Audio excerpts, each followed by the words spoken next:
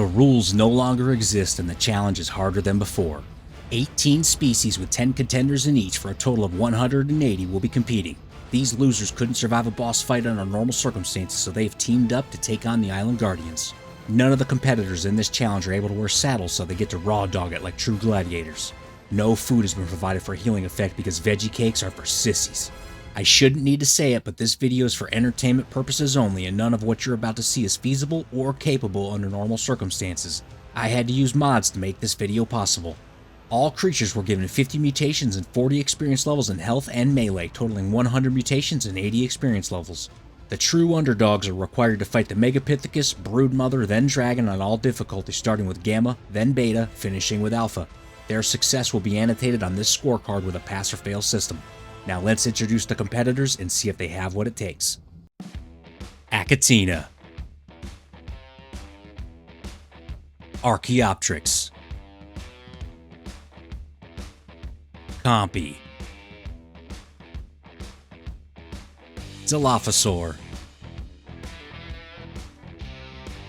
Dimetrodon, Dodo, Dung Beetle, Kairuku, Lystrosaurus,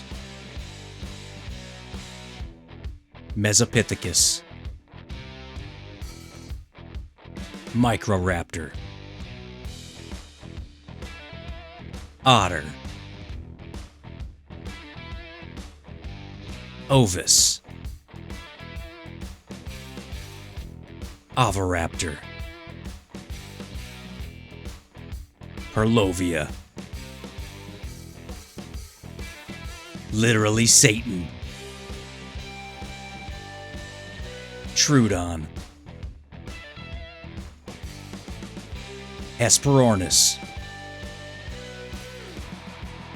and of course, Commander Utes. You may be wondering where the Moschops is, and well, he doesn't attack at all when controlled by AI, so I didn't include him. Now let's see if our 180 competitors have what it takes. The green portal is up and the horde from hell is ready to tear ass into the Gamma Megapithecus arena. I'm gonna be honest, I didn't know what to expect coming into this, but I'd be lying if I said I didn't laugh a few times. The Dung Beetles keep picking up shit from the other 170 competitors, so they're permanently stuck in place the entire fight from being encumbered. Sure, I could have disabled it, but who's got time for that? I'll switch between the UI on and off here and there because it's kind of hard to tell what's going on with so many creatures. There's definitely some losses in every fight, but the Gamma Megapithecus is a complete chump. He gets torn to shreds by the true underdogs, handing them their first pass. The Gamma Broodmother is up next, and I'm kind of shocked at how fast they tore through the Megapithecus, but I won't get my hopes up. I know that the later Broodmother fights are going to be a challenge due to the amount of damage they put out. I'll tell you, it feels so good to be able to weaponize the Microraptors. They're like little crackheads zipping all over the place. They actually hit pretty decent too, and there are some heavy hits coming out of the group that you're going to notice, but those are coming from the Purlovia, of course, and before you ask, there's no rhyme or reason as to why I chose the stats that I chose. This whole competition is pure chaos, and so was the planning. But I think it turned out pretty good in the end. The Psycho Squad tears through the Gamma Broodmother as well, earning another pass. The Gamma Dragon is up next, and if you're a fan of the series, you'll know that positioning is very important during this fight. What's a giant group of slow-ass tames struggle with? Positioning. I don't do them any favors in this one either, and they get blasted a few times from the dragon's fire breath. The dragon fight can be kind of annoying when creatures don't attack, and I knew that would be a huge problem in this fight due to the sheer size of the group attacking and the fact that most of them are only a few inches off the ground. I'm pleasantly surprised to report, though, that damage is definitely flowing, and the underdogs pull off a rather surprising victory against the Gamma Dragon, earning another pass. Blue portal time means beta time, and the Beta Megapithecus is up next. The Midget Mafia heads into this fight with confidence through the roof. At least the ones that don't die within the first few seconds of the fight have confidence. The snails don't even know what the hell is going on, and the Dung Beetles are too busy gobbling down dino patties to care. The Beta Megapithecus is faster than its Gamma variant, and that, accompanied with the knockback, makes some of the slower creatures struggle to stay within range to attack. This has caused some issues in the past. Minimally. It would be something to worry about if the Megapithecus wasn't such an underpowered boss. The underdogs show exactly why the Megapithecus needs a buff, and they put his ass into the dirt, earning another pass. The beta broodmother is up next, and here's where I felt like the train was going to come off the rails. The beta broodmother is no slouch. She's actually pretty tough for a beta boss. If you watch previous episodes, you'll know that smaller creatures really struggle with the broodmother because they fit right up under her belly, and even though they're not directly in front of her, they all take damage. The main strategy that you're normally going to use when fighting her is to make sure that she's completely surrounded so that your creatures in the back don't get hit. That doesn't apply when your creatures fit underneath her. I have some concerns going into the alpha broodmother fight, but the beta broodmother can't hack it, and the underdogs earn another pass. The beta dragon is up next, and I felt like as long as the tiny terrors could land their shots and take good chunks of health away, they wouldn't have a problem in the later stages of the fight. You see, smaller creatures excel against the dragon because they fit right up under his hitbox and you can kill him without taking any damage. The only weakness that they'd have if they can pull that off is when the dragon takes off and you have to re-engage the fight. You'll typically take a shot of fire breath at that stage and well, that's what gets you. The beta and the alpha dragon's increased health pools are concerning as they have plenty of opportunities to take off. The beta dragon though, not enough buddy, and he gets a dirt nap, the underdogs get a pass.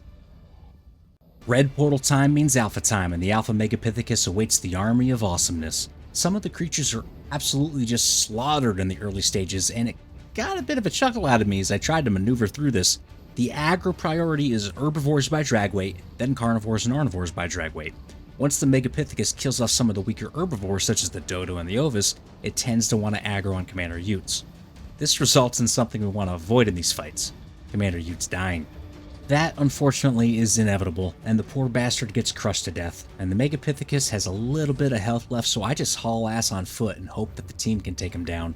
Fortunately, my armor holds up from some heavy shots, and there's some creatures still alive that can keep up with the big man. As I'm returning back on my last sliver of health, the team drops him, and they earn a very, very lucky pass. She wants me back. Yeah, I know. Don't worry though, I promised Commander Utes I wouldn't go back no matter how tempting it was, and she's absolutely enraged with my decision. She told me that she hated me and Dodo wings suck, which honestly kind of hurt my feelings a bit. We spent so much time at that restaurant, and I know it's been closed down for some time now since the owners moved on to the desert, and I don't even want to think about what happened last time we went there and she ate all those rancid wings sitting in the barrel. So gross.